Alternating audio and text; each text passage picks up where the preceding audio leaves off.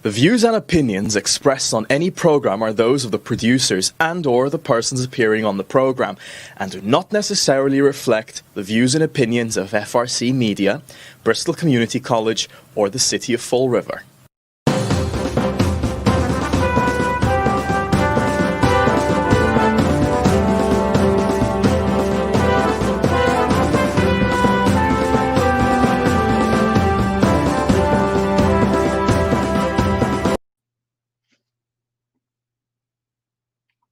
I wonder what happened there. Did we lose him? We must have lost him. Hopefully he logs back in. Well, welcome to Spindle City Straight Talk. I'm CJ, and obviously we've lost Chip somehow, and I'm not sure if our producers noticed it. Okay, great. I guess he has. Hopefully Chip comes back shortly, and we'll find out. It's been an interesting week, and I'm going to start out as usually as Commander COVID, and I'll start with our COVID numbers. The numbers for Massachusetts as of yesterday, total number of cases was 232,264. New cases was 6,477. Total deaths was 10,874. New deaths was 49, and Bristol County had 21,638. You have to make a note on this, though. The case numbers include 680 cases tested by the Massachusetts-based laboratory prior to December 1st. The delay in reporting was caused by a technical issue with the software used by the laboratory's reporting vendor. Welcome back, Chip. And the I don't know what happened, but I'm using my laptop. I don't know what happened either, but the city numbers was 171 new cases yesterday, bringing our total count to 5,258. We had 2 new fatalities, bringing us up to 172 total. Now, what's going to be very interesting, and I was watching the news this morning, and I listened to Dr. Fauci. We're going to be seeing in the next week or two the Thanksgiving numbers. And what those numbers, we're going to see probably a huge surge. That's what's predicted. So we'll have to see what happens. And we're going to see if that happens here in Fall River as well, because a lot of people didn't want to pay attention, and they wanted to have family over and friends over, and they wanted to travel, and they wanted to do all of this. But again, remember, there are repercussions for your actions. The other big issue is that the country has seen some of the largest death tolls in this entire crisis of 2,700 in one day. I believe it was 100. I don't think it was 1,000. And that's a big, actually, it's probably 27,000. But it's a big number any way you look at it.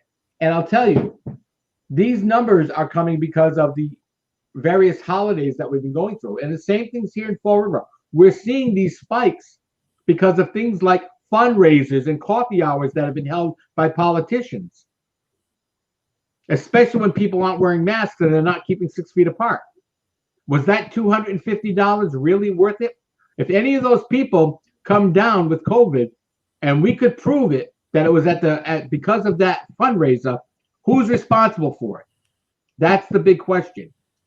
And the bigger question, as I said, is going to be, with the holidays being here and the colder weather coming in, we're going to see spikes, huge spikes. So remember, wear your mask, stay safe, but remember also, keep your gatherings small. Be very quaint. Well, you know, we've got a situation there that we're still getting totally messed up information. Some of these things that they're asking people to do are just crazy. I forgot what location it was, but they issued a stay home mandate for an area of a city that was around a hospital because the hospital was running out of beds. But that's absurd. Think about that. Think about the lack of logic in that decision. you're going to close a neighborhood down because it happens to be a hospital in it, not because the neighborhood's got the virus. The people in that hospital are from all over the area because that's what hospitals do. Everybody at St. Anne's isn't from the south end of Fall River. Right. Everybody in Charlton isn't from the north end of Fall River. They're from all over, even out of the community. So we're going to shut down that particular neighborhood because the hospital's running out of beds. Well, you have to shut down the neighborhood of every patient that's in the hospital. I mean, it's just some of these things are just they're more than draconian. They're idiotic. And you look at all the conflicting data. I watched a microbiologist the other night basically saying again, he was one of the guys that said masks are a waste of time. And he was one of the most eminent microbiologists in the world. And of course, they're suppressing his opinion. But the problem in this situation, CJ, is the problem that there's always the root of the problem. When you allow politicians to run anything, it ends up, and that's what they've done with this thing. Politicized it, and now I guess the new word is that Joe, I can't even name my own cabinet, Biden is going to ask after he's inaugurated for a voluntary 100-day wearing of masks. Everybody in the United States has to wear their mask for 100 days. I don't know if you can ever take it off, but we haven't gotten to that part. And if it's not on a teleprompter, he probably won't remember anyway. But the fact is that, this has gotten, look, it's a horrible thing. But then again, like I said, put it in perspective. We know the target area, the groups that it hits. There's a vaccine. But I mean, these states are out of control. Some of these states, this is almost an exercise in what governor can outdo the other governor in basically ordering the people around. And we've forgotten that the people actually are supposed to be the government, not the governors, not Cuomo, not Whitmer, not anybody. This is supposed to be the land of the free, but no longer, because we have begun to switch over to the communist mantra that the individual rights are do not supersede the rights of what the government and what the society deems. So that's basically flies in the face of what America was created to be, at least in my opinion. Well, and I mean, you just look at what's going on with Gina Raimondo in Rhode Island right now. The Superior Court is going to be taking up the case about the restraining orders against Max gyms because the gentleman refused to close both his gyms. He's been fined $500 a day. So we're going to see, did she have the authority to do that? Does the court believe she has the authority to do that? And we're going to see that outcome and what's going to happen with it. And, this is going to be the proof of, is your civil liberties important to the people and to the courts? Does the court believe that your civil liberties outweigh the edicts of the government? It's going to be interesting to see. Yeah, and where does it end? I mean, where does it end if we take and I know that the progressives want to cancel history, because if you actually look at history, you might learn something and you may not be doomed to repeat it. But we look at this, and where does this end? Remember what happened with the Jews and with the Germans? First, they were forced to stay home, and then they were forced to wear the Star of David and have an identifying mark. And then they were caricatured as basically a subhuman race, like Trump supporters are now. They're fundamentally subhuman.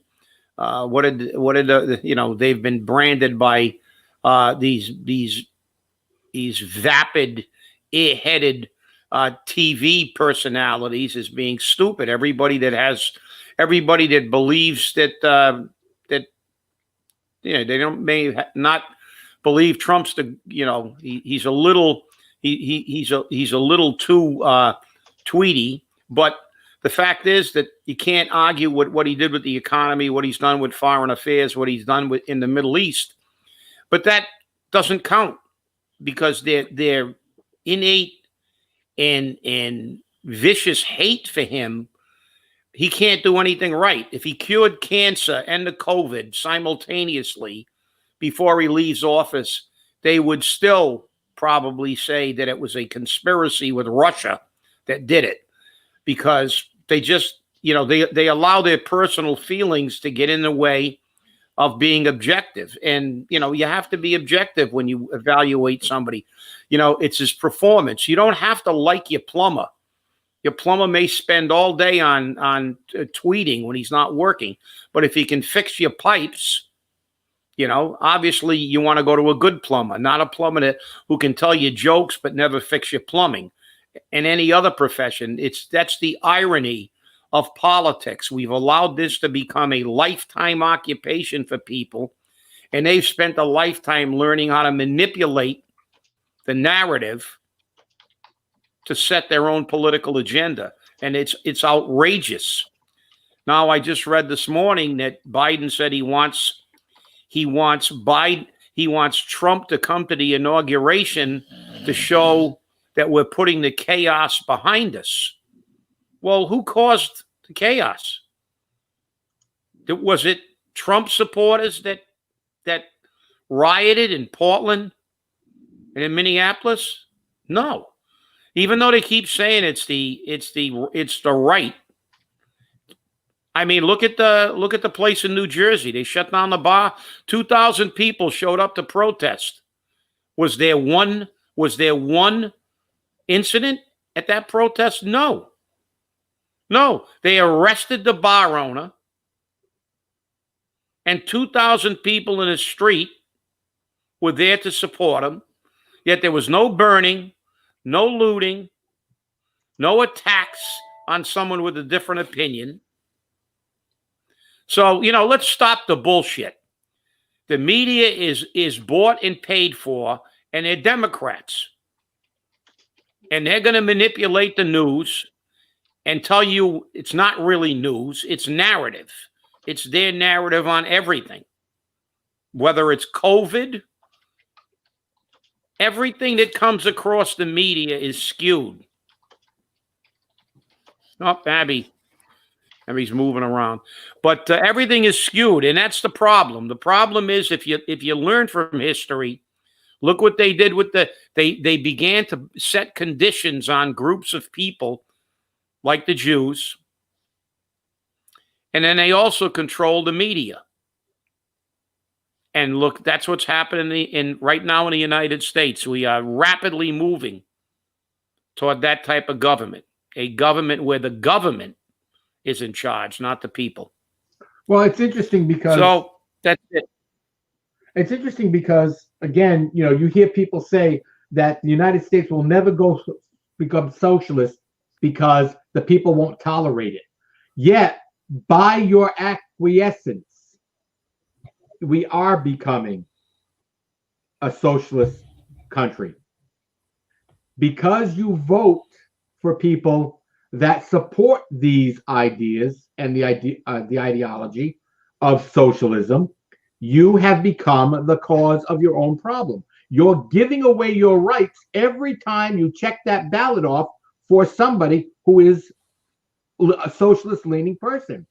You have to assess whether or not your candidates are doing what is right or will do what is right for the people and for your First Amendment, Second Amendment, your Bill of Rights. Make sure your rights are preserved.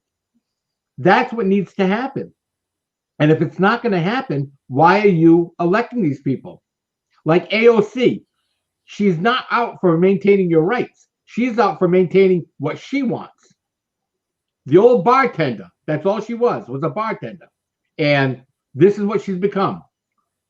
She's become a political firehouse.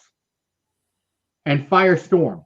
And what's going to happen is she's not going to be able to put that fire out, no matter how hard she tries. And she's going to be remembered for that.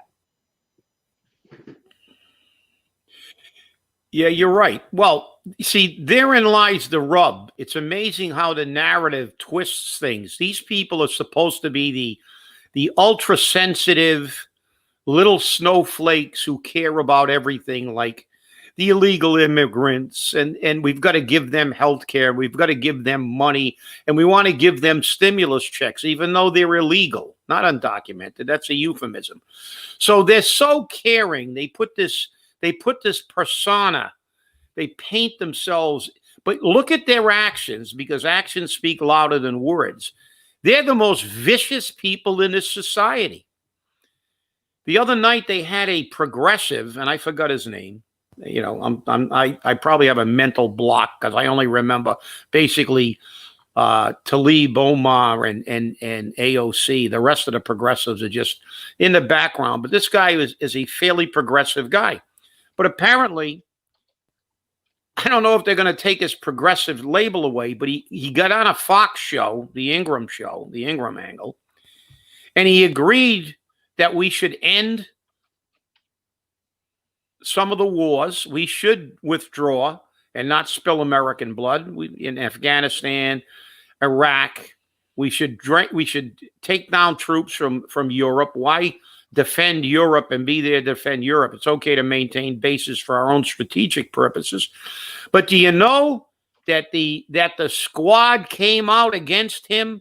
The media bashed him for having the audacity to agree on something. So how can you have a nation that's governed for the betterment of the people when we have people in Congress whose attitude is, if you don't agree with me, you should be shunned, you should be killed, you should lose your job. They won't tolerate any other opinion but their own. As a matter of fact, Omar came out because the Democrats are trying to move away from the defund the police because they know it's hurting them, because people they understand we need police. And she said in a tweet, this is not a slogan, it's a mandate. We demand the defunding of the police. So they don't care how many people get killed because there's no police. Matter of fact, they don't give two craps because, she married her brother. She's diverting millions of dollars to her new husband's account. And they don't care because look at their great idea. Did the media play up the fact that they did what they said? They sent a social worker to a domestic. And what happened to that social worker? They found the social worker dead with a hunting knife in their back. Because they went to a domestic and the domestic went south on them. And that's what happens in domestics. That's why police officers, traffic stops and domestics are some of the most dangerous calls they ever respond to, because it can go from being a peaceful dialogue to violence in literally milliseconds. But they don't care. They don't give a damn. They're all rich and they live in gated communities. They'll screw this society up. And anybody that thinks, and as you said, CJ, which is important, you've only got a small handful of these people. But the Democratic Party is so fearful of them because they got these alligator mouths attached to canary asses, because they don't do anything except run their mouth about stuff that's ridiculous. They're afraid of them. They're actually afraid of AOC. She's on the cover of Vogue. She's a superstar. What has she done? The only thing she's done that I know of as a congressperson is screw the people of New York out of a whole bunch of jobs with Amazon. Right. Because show me, if you can do it, please, someone educate me. Give me something that AOC has done in Congress that benefited her own constituency in this country. And I'm not talking about proposing the Green New Deal and proposing defending the police. I'm talking about an actual accomplishment, not something that she'd like to see, which will destroy the country. But I know the only accomplishment so far that she's been proven to have done is making sure Amazon didn't come to her neighborhood and screw those people out of thousands of jobs. So that's the way, that's the way I'm looking at it. Yeah, well, while we're speaking about police, our state Senate and state House of Representatives decided that it's time to take away the powers of the police department. That entire rebranding of the police is amazing. Now, our delegation, Carol Fiola, Paul Schmidt, and Alan Sylvia, all voted no in the House, but it still passed. But in the Senate, a specific senator that's in our delegation, Mike Rodrigues, voted in the affirmative. This bill, when or if signed by the governor, will create a commission of people who can only oversee the authority of the police to be sure they're certified, and none of them will be in the industry. None of them will serve as police officers. And this is where the problem occurs with this bill. Okay, you're going to have laymen overseeing police officers in their duties. And what can happen there? It's almost impossible. So I don't know what to say. Well, I know what to say. Bullshit. And, this is the arrogance of office. Mike Roderick has ascended to the second most powerful and the most powerful committee in the Senate. And he thinks he's unbeatable. He probably is, unfortunately, in this area.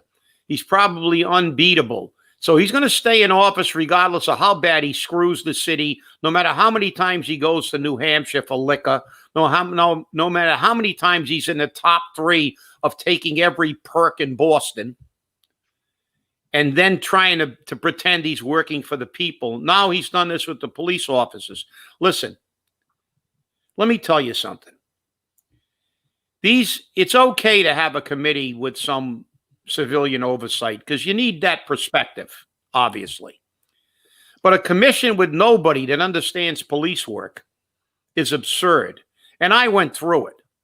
Do you know how difficult it was for me as someone who was a professional firefighter to go there and sit and watch the Board of Fire Commissioners that was a housewife, a bartender, a bar manager, and a plumber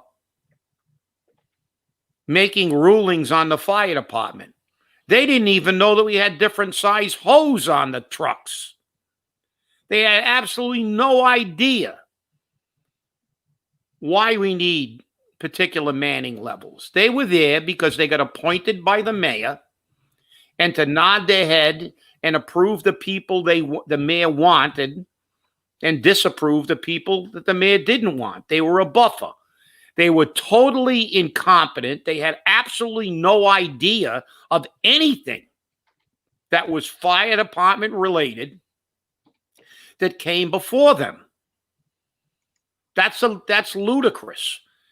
And listen, I worked with a lot of police officers in my time, but I will tell you right off the bat, I don't know anything. I know that they have a dangerous job. I've been to emergency situations and I've worked with them, and I know that their job is extremely difficult. Instantaneous decisions, life or death decisions, as we have to sometimes make at the fire department. But to be able to put yourself in their shoes when you're looking at their behavior, you have to put it in the context of the moment. And a civilian can't do that. I'm sorry. You can't do that. It's like trying to talk about the decisions you have to make at a fire or in combat with somebody that's never been in either one of those scenarios. Civilians do not have the perspective to evaluate it, because there's a part of those jobs that is foreign to the average person. They have never really been in a life or death situation, a situation where their life is in jeopardy. All we have to do is look at what some of these bonehead politicians that create this kind of stuff do. The person that defunded the police called the police because her Lyft driver wouldn't roll the window down in the car. That was so stressful to her and such a massive emergency that she called the police because somebody wouldn't roll the window down. So you're going to have some bonehead like that on a board talking about what a police officer did at 2 o'clock in the morning with the threat of taking his own life or his partner's life? That's the most ridiculous thing I've ever heard in my life.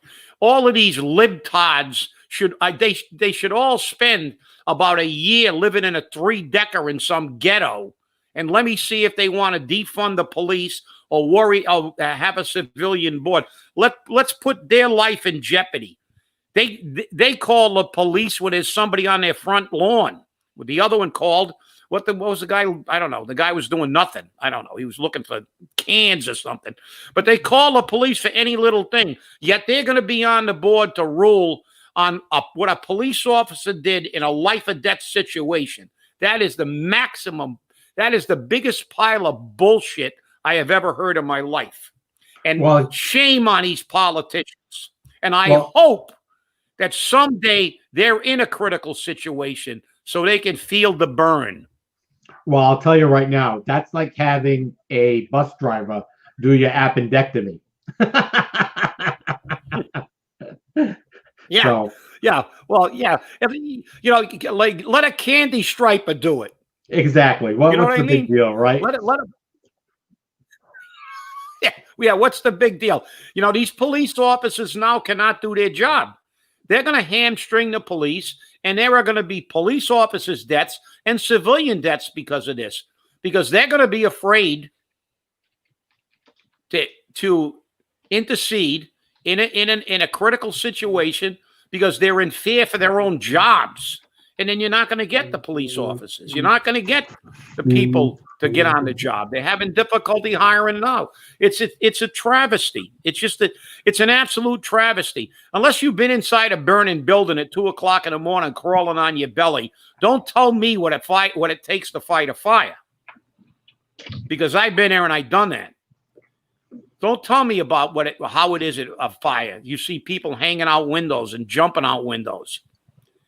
But, same thing with police officers. I'm not going to tell a police officer, I'm not going to sit on a board. Yeah, I was in public safety, but not that on me. But I understand the kind of critical situations they're in to a degree. But I don't know that, I am not a police officer. And I'm not going to pretend to be one. But I can at least appreciate what they face. But these civilian boards are absolute. This is just, that you want to piss me off. You got a good subject to get my dander up. Yeah. Well, interestingly enough, the Massachusetts Police Chiefs Association said that this bill will result in the loss of police officers and the loss of potential candidates. So this is what our state senator has voted for. So that's the end of that one. We're out of time here, people, but I got to say this right now. Tomorrow's motorcade, Jolly Motorcade, and lighting of the Christmas City Christmas tree has been postponed until the 12th. So because of potential inclement weather. So adjust your schedule accordingly and make sure that happens. I want to thank you for watching and thank you for inviting us into your home. It's been great to be with you. Have a wonderful weekend. And remember, wear your mask, stay safe, and stay angry. Have a good day.